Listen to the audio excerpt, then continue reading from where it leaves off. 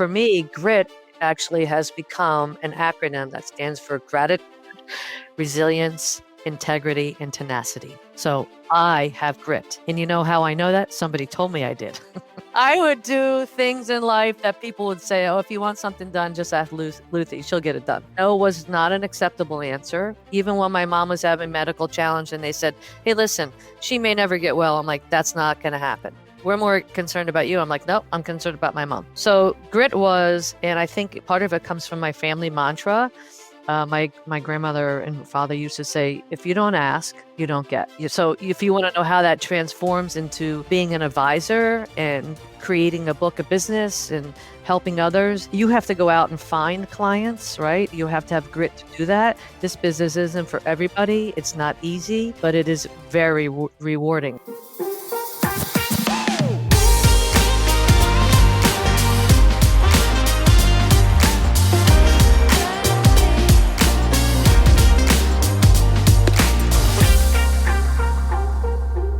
Hello, and welcome back to another episode of CBS Spotlight, where we highlight the voices that are shaping the way we live, lead, and plan for the future. And today we're joined by Ms. Kim Luthy, partner and director of wealth planning at Synthesis Wealth.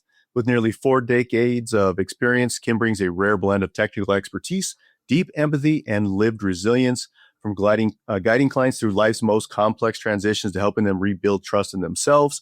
Her perspective is both grounding and inspiring. So, Kim, welcome to the show. Did I miss anything? You did not. Thank you so much for having me. I appreciate it. Kim, well, welcome to the show. We appreciate you being here, and congratulations on making partner recently. That's exciting. That's awesome. Thank you. I mean, you've been a female advisor in the RIA space for 38 years now. Tell me a little bit about kind of what that experience has been like, first and foremost, but also how have you seen the industry evolve for women over that time? First of all, when you say 38 years, I feel like I should say I started when I was about 8. And I have to tell you, that's what I was thinking. Yeah, right. Thank you. Honestly, I think it's just flown by. I can't even tell you where the last 38 years have gone. Think about your own personal and professional lives. Decades just go by. And when you say the word decade, it just sounds like I remember when I was much younger, right? Everyone when I get to this age, I'm like, wow, they are really old, but I think they're just really wise, right? Yeah, I think it's just flown by and evolved rapidly. The industry is obviously ever changing. I have been or was actually the only woman in my firm for many, many years, and that's presented a lot of, and I'll call them opportunities, not even challenges. I think I used to say if it were the softness of my voice that opened up the door, it's what I said when I walked through the door that made all the difference. So I've been a student of the industry, student of, always getting my designations, educating myself. Of course, we have continuing education already, but I've always been a self-starter. And so I've evolved through my own drive and ambition. I never take no as an answer. I get up every day and I try to do my best. I've just seen it evolve. And I believe that it's your attitude that determines your altitude. Right. And so when I got started in the business very young, one of my mentors, I should say, was talking about how the attitude is everything. And it's really just been something that's been a thread across my personal and professional life, having a positive attitude. Great insight. Thank you. Appreciate that. I've got, you became the matriarch of your family at a very young age. And I guess, can you share with us, what that looked like and how it shaped your sense of responsibility and leadership over the years? Yes, absolutely. Well, it's being the matriarch of a family isn't something that someone actually ever chooses, or maybe it is. For me, it was something that I was kind of thrust into. My parents got divorced when I was 14 years old, one of 5 children. I have a brother who's 14 months older, a brother who's 14 months younger, and then a sister who's 6 years younger, and a brother who's 8 years younger. So my mom was having some medical challenges. My dad was traveling absentee for periods of time. And so I knew that somebody had to step up and help create this sense of safety. And maybe that's what's driven me to this industry. It's funny, I provide safety for others when I think I was lacking it in my own career or life, I should say. So we rallied together as a family. We helped each other get through I went to all the parent teacher conferences and the T-ball games and did all that I could do to be that sense of security for my family. So I think it's shaped me in the way that I now go and reflect upon where I am at different ages and stages in my own life and how I bring that to the table for my clients. I want everyone to live the life that they need and deserve, right? And that takes a lot of time Mhm. and planning, and life happens whether you like Yeah. it or not. And, you have to be prepared for the unexpected as if it's expected. And I am a walking testimonial to that. I can tell you that there isn't an incident or issue that I personally haven't gone through or my clients haven't gone through. And we want to make sure that we're planning for all those different challenges. And like I said, creating opportunities as a result of that. That's great. And it's interesting you say that too, because, just being that person that had to step in and be the kind of the parent, you mentioned in there that you're always looking out for others first, you know what I mean? And that's kind of, I see that, I guess in my own life and situations I've been in as well, like it's like you'd rather suffer or not suffer, but I guess just kind of, Take a back seat.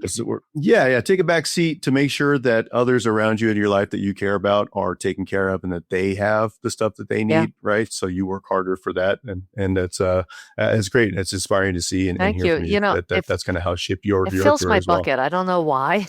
I don't know if that's a healthy thing or not, Hmm.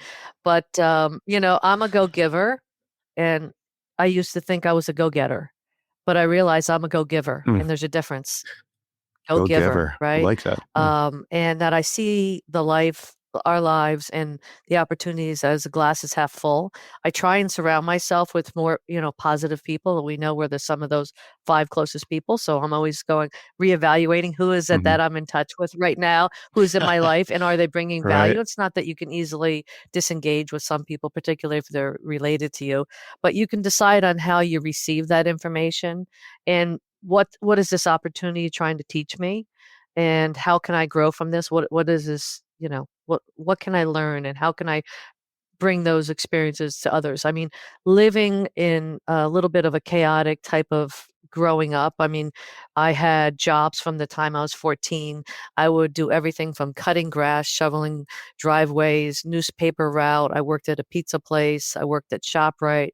I did everything. I mean, I remember going to high school, riding my bike, and during lunch break, running up to the pizza shop, working for an hour on my lunch break to put money, because if we needed oil in the tank or something was happening, or my siblings needed cleats or something needed happening, or my own needs needed to be met, I did whatever I need to do. And I think that type of behavior I've carried on into working with clients. I know that everybody has their own story with money and finances, and why are they acting that way? And so if we could figure out what it is that you're looking to accomplish and what the barriers are, how can we help you get there?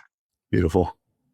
Kim, I know you had kind of a unique college experience. I'm curious, I want to get to what the pivotal moments were in college and kind of how that chapter influenced who you are today and who you've become later in life. But I'm curious, I know there's an interesting story that kind of leads up to college before we even get there. So could you tell us a little bit about that and kind of the road your life took as you got to that Sure. experience? Well, I mentioned earlier, because my parents divorced when I was young, 14, by the time I was 17 and had been helping to raise my younger brothers and sisters, I moved out, and had got my own apartment. Actually, was living with a boyfriend at the time. And I went to college, local community college. So I was working at all these different jobs, paying for the tuition. And then after I completed my associate's degree, I knew I needed to continue on. And I knew it would require me to go away, but I needed to go far enough away that no one was knocking on my door every moment, because I needed to figure out who I was, right? But so I literally got a protractor and did a 2.5 hour radius from my college and said, okay, that's where I'm going to apply. And so I went to school up in Pennsylvania, Lebanon Valley College, and it's a liberal arts school. I went as a business major, And the college experience enabled me to go and figure out who I was, create new circles of friends. In fact, I moved into the dorm and it was a sorority. I had no intention of pledging, right? Because I don't like people telling me what to do, how to do it, and when to do it. It's just not Yeah. and in fact, there were times when I was like, this is not for me, but my big sister said, hang in there, you got this. But what I realized was I created these friendships. I have what we call our Fab Four. I have four, well, there's three girlfriends, so there's four of us that I have been friends with now for 40 years. And so Wow. I didn't, I didn't talk about it yet, but I have three children myself, and I have a son who is actually my youngest, graduating from college in May. And I've told him, right, Yeah, thank you, that congrats. these are the experiences, these are the Mhm. people that you're going to lean into and lean into, I guess is the right phrase, over the decades to come. So I went ahead and finished my degree there, and then I remember after graduating, I was like, well, what do I want to do? What do I want to do in this career? What about money?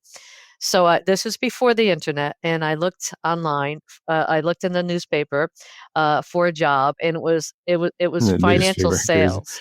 And I said, well, I like sales and I like money because when I was in college, when I joined the sorority, I became their fundraising chairman. And I raised more money in the first semester than they had raised their entire by doing I selling ad space on stadium cushions for the football game, doing haircut-a-thons. We were making, selling pretzels, or they call them hoagies up there. We call them subs in New Jersey. But, we did anything to make money for the sorority.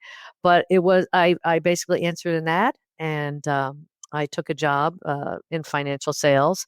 And here we are 40 years later. That's amazing. I'm curious, after being so involved at kind of the matriarch level, how was that move from being that engaged with, family, taking, being responsible, partially responsible, or, majorly responsible for your siblings, to then kind of being on your own and being the primary focus? How did that transition work? I'm just curious. Well, I did have my own car, and it was only 2.5 hours away, so I was home often. I would, Right. and as my other siblings, got their licenses, they would, come up to drive or so forth. So, I mean, I was checking in all the time, but back then we didn't have cell phones either. So there was a payphone on the Right. dorm floor, and the phone would ring, and they'd go, "Luthy, it's for you." And I knew something was happening at home. Because they weren't always just calling to say hi, although they were happy to talk with me. But yeah, I mean, I still had to be engaged, but I tried to stay focused. I don't know. I guess I just tried to split my time and be available when I could, but lean into the opportunities that the being away provided. I played on the softball team. We traveled a little bit for some of the games, so sometimes my siblings would meet me there. My father would come up to Yeah, visit, and when cool. he was back in town, and I go home to see my mom, because she wasn't traveling up. So does that mean you have a roll of dimes or quarters in your dorm room to make sure that you could call home whenever you Yes, needed actually, it to? was dimes, and there is a phrase in a Okay. song. It Wow. says, "Who dropped a dime on me?" That literally Hmm. means who put the dime into the payphone, who dropped the dime on ratting me out. So just so now Wow. giving you a little context, who it was 10 cents a Yeah, call. yeah. Now that song's going to be Crazy. stuck Yeah. in my head the Yep. rest of Yeah, I the know. year. And I appreciate that. But now I know That's the right. reason behind Yep. it, though. That's great. Yeah, So, for sure. so obviously you have an interesting background there. I mean, I guess looking back, what early experiences taught you grit, and how has that grit continued to guide you through both your professional and your personal So challenges in life? when I was younger, I don't even know that I knew what the definition of grit was, other than somebody just was, a go getter, if I'm going to go back to those words. For me, grit actually has become an acronym that stands for gratitude, resilience, integrity, and tenacity. So I have grit. And you know how I know that? Somebody told me I did. Right? I would do things in life that people would say, "Oh, if you want something done, just ask Lucy, she'll get it done." I didn't know was not an acceptable Hmm. answer. Even when my mom was having medical challenge and they said, "Hey, Hmm. listen, she may never get well." I'm like, "That's not gonna happen." we're more concerned about you. I'm like, nope, I'm concerned about my mom. So grit was, and I think part of it comes from my family mantra. My grandmother and father used to say, if you don't ask, you don't get. So if you want to know how that transforms into being an advisor and creating a book of business and helping others, you have to go out and find clients, right? You have to have grit to do that. This business isn't for everybody. It's not easy, but it is very rewarding. And as you know, earlier in your career, it takes a while to build a book of business. And if you can make it, they used to say past 5 years. I don't know who told me that number, but that was my goal, right? For the first 5 years, let's go. We have to keep moving. I just knew I had to get things done. So grit for me was not taking no for an answer. I mean, regardless of what was happening in my life, and lots of things have happened. So I mentioned my parents got divorced. My mom was ill. I had a daughter who's 35, who was a relative child that was going to go in foster care. And I was 26 years old, and I went up picking her up to help my cousin out because she was going to go into a facility to get some help. Well, I got the call. Now daughter was at the police station because my cousin had gotten arrested for shoplifting, and this baby needed a parent. So I drove down and I drove home with that child that day, 15 months old. I'm 26, and I show up to work the next day, and they said, "Where did you get the kid?" And I said, "Well, it was a good Yeah. weekend. Yeah. I know how to pop them out. Let's go." Yeah. Yeah, We're going to see right. it in the papers or what? So Yeah. I showed up to work with this That's awesome. child, and I had already been a foster parent in the foster care system, helping out some other kids. And so I became a family placement foster care. I joined the Foster and Adoptive Family Services Foundation, and I was on a board member and would testify in the state of New Jersey for the rights of children, not necessarily the rights of the parent, like who's advocating for Hmm. them. Um, so I did that for my daughter. Sure. I wound up adopting her at 4. I have a son, the one that's graduating I mentioned earlier, who had Guillain-Barré, had a virus that attacked the central nervous system and was on life support. So I had Oh, grit when yikes. I advocated for Oh him. He my was fully gosh. paralyzed, and now he is graduating as Oh a my nurse, gosh. and he's been hired for a critical care ICU nurse in the same hospital that received him when he was losing his ability to breathe. So when I tell you life is Wow. full circle, and that if Wow. you don't have grit, then you're going to fall by the wayside. You have to be advocating for yourself. And this comes true with financial challenges and opportunities. Again, say, it's an opportunity. So I've been through divorce. My parents have been divorced. We've had challenges medically and financially. And by the way, I want to say, and we're going to talk about money. Money has given me the opportunity to make the difference in other people's lives, but there have been times when I've had very little of it, and times I've had a lot more. And I think oftentimes when I focus more on the what money can do for us instead of what it is sitting in our bank accounts, those are the people I like to work with. It's the resource and so forth. So the grit, coming back to your ask the question, I think it's just uh, forging ahead, regardless of what the obstacles are. Yeah.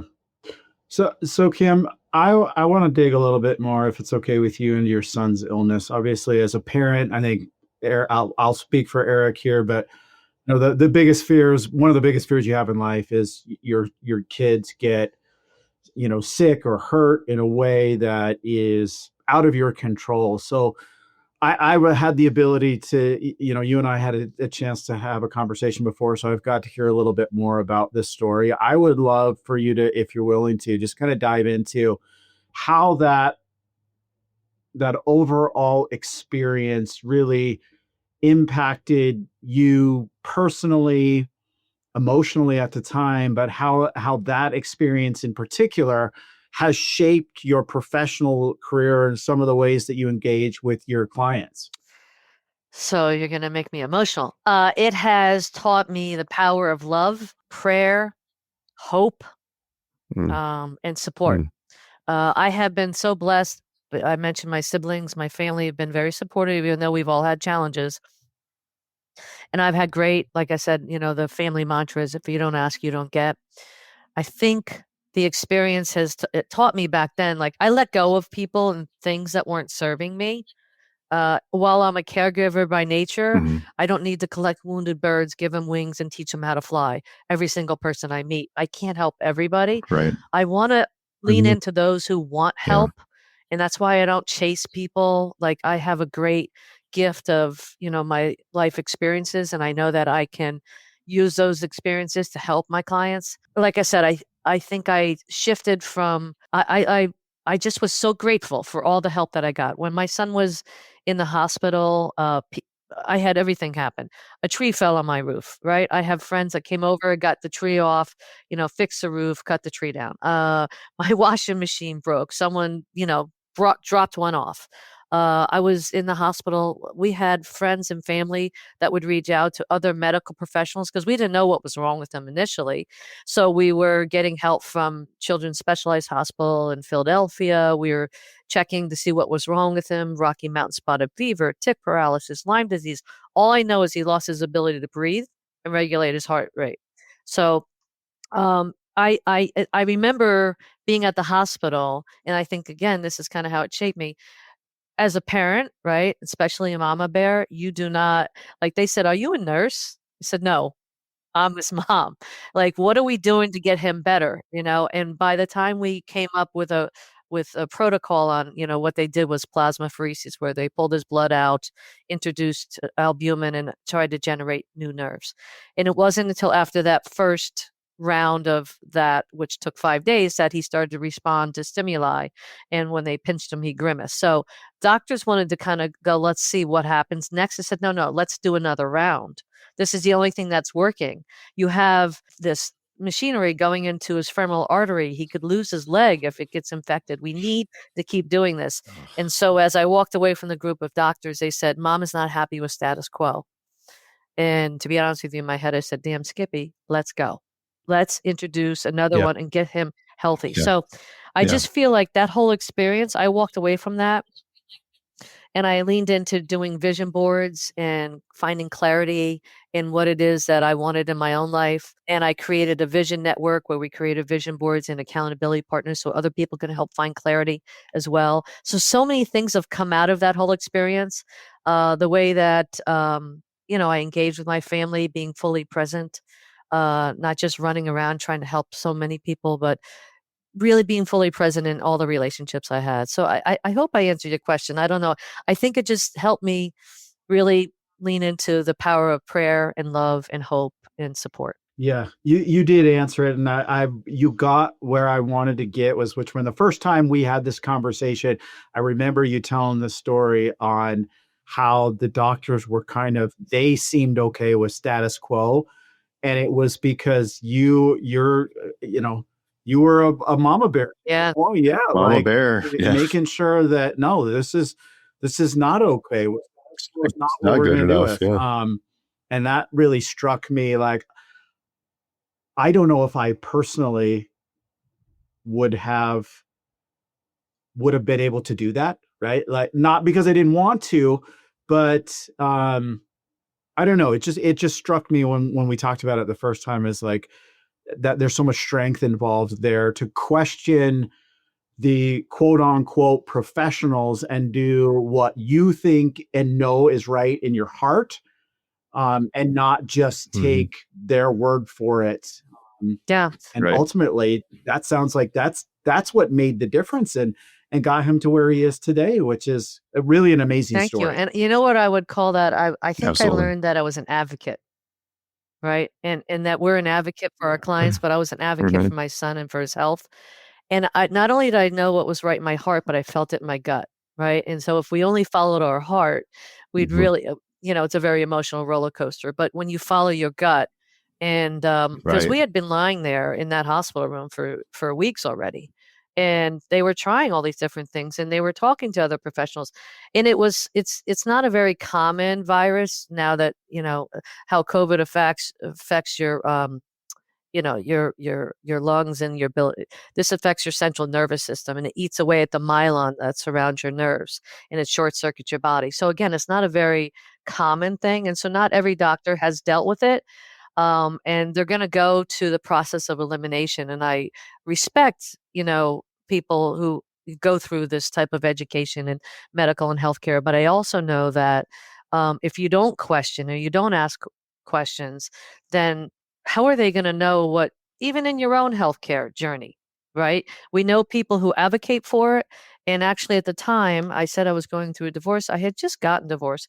And my ex-husband shortly thereafter said, if it weren't for you, he may not be alive. So you saved our son's life.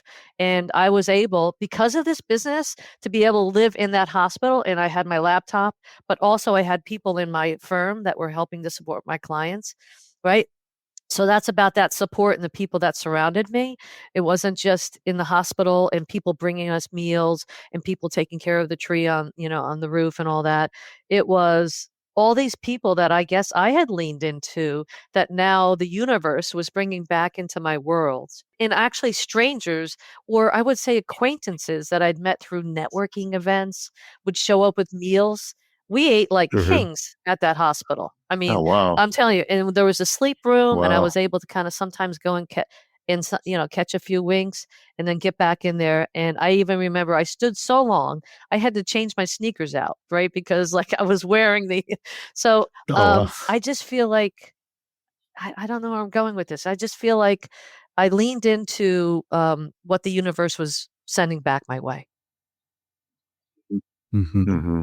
Kim, your story is so real, so gritty, and really so inspiring. We would love to continue Oh, this absolutely. in a second episode if that's okay. This is beautiful, beautiful. Hey, this is CBS Spotlight. We'll be back for part 2 with Kim Luthy. Thank you for joining us. We'll see you next week.